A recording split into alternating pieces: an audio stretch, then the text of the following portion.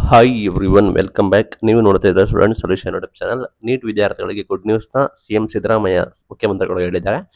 ತಿಳಿಸ್ಕೊಡ್ತೀವಿ. ಚಾನಲ್ಗೆ ಸಬ್ಸ್ಕ್ರೈಬ್ ಆಗಿ ವಿಡಿಯೋ ಇಷ್ಟ ಆದ್ರೆ ಲೈಕ್ ಮಾಡಿ. ಏನಂದ್ರೆ ನಿಮಗೆ ಆಲ್ರೆಡಿ ಗೊತ್ತೇ ಇದೆ, ಸೆಂಟ್ರಲ್ ಗೌರ್ಮೆಂಟ್ ಅವರು ಅನೌನ್ಸ್ಮೆಂಟ್ ಕೂಡ ಮಾಡಿದ್ದಾರೆ. 2027-28ನೇ ಸಾಲಿನ ವೇಳೆ ಇನ್ನು ಕೂಡ ಮೆಡಿಕಲ್ ಸೀಟ್ಗಳನ್ನ ಅಡಿಷನಲ್ ಆಗಿ ಮಾಡ್ತೀವಿ. ಇನ್ನು 5,000 ಹೆಚ್ಚಳ ಮಾಡ್ತೀವಿ, ಡಬಲ್ ಮಾಡ್ತೀವಿ ಅಂತ ಹೇಳಿ ಸೆಂಟ್ರಲ್ ಗೌರ್ಮೆಂಟ್ ಅವರು ಕೂಡ ಹೇಳಿದ್ರು. ಈಗ ಸ್ಟೇಟ್ ಗೌರ್ಮೆಂಟ್ ಅವರು ಅನೌನ್ಸ್ಮೆಂಟ್ ಕೂಡ ಮಾಡಿದ್ದಾರೆ.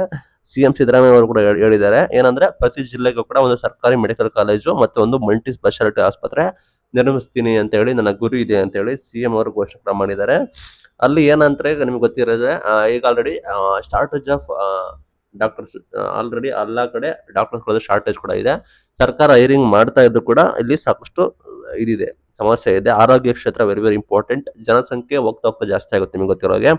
ಆ ನಿಟ್ಟಿನಲ್ಲಿ ಸರ್ಕಾರಿ ಆಸ್ಪತ್ರೆಗೆ ಬರೋರೆಲ್ಲ ಬಡವರು, ಮಧ್ಯಮ ವರ್ಗದವರು, ಅವರಿಗೆ ಅತ್ಯುತ್ತಮ ಆರೋಗ್ಯ ಸೇವೆ ಒದಗಿಸಬೇಕು ಅಂತ ಹೇಳಿ ಪ್ರತಿ ಜಿಲ್ಲೆಗೂ ಒಂದು ಸರ್ಕಾರಿ ಮೆಡಿಕಲ್ ಕಾಲೇಜು ಮತ್ತೆ ಮಲ್ಟಿ ಸ್ಪೆಷಾಲಿಟಿ ಆಸ್ಪತ್ರೆಯನ್ನು ಕೂಡ ನಿರ್ಮಿಸ್ತೀನಿ. ನನ್ನ ಗುರಿ ಬರೀ ಆಸ್ಪತ್ರೆ ಕಟ್ಟಿದ್ರೆ ಸಾಕು, ಅದಕ್ಕೆ ತಕ್ಕಂತೆ ವೈದ್ಯರ ನೇಮಕ ಮಾಡ್ತೀವಿ, ಖಾಲಿ ಇರುವ ಹುದ್ದೆಗಳನ್ನ ನಾವು ಭರ್ತಿ ಮಾಡ್ತೀವಿ ಅಂತ ಹೇಳಿ ಘೋಷಣೆ ಮಾಡಿದ್ದಾರೆ.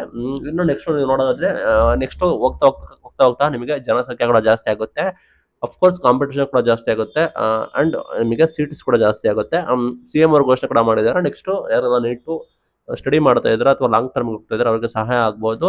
ಅಂಡ್ ನಿಮಗೆ ಮೇನ್ ಥಿಂಗ್ ಅಡಿಷನಲ್ ಆಗಿ ಸೀಟ್ಸ್ ಕೂಡ ಆಡ್ ಆಗ್ಬೋದು. ಸದಾ ಸಿಎಂ ಅವರು ಹೇಳಿರೋ ಕಾರಣ ವಿದ್ಯಾರ್ಥಿಗಳಿಗೆ ಇದು ಖಂಡಿತ ಗುಡ್ ನ್ಯೂಸ್ ಕೂಡ ಆಗುತ್ತೆ ಅಂತ ಹೇಳಕ್ ಇಷ್ಟಪಡ್ತೀನಿ.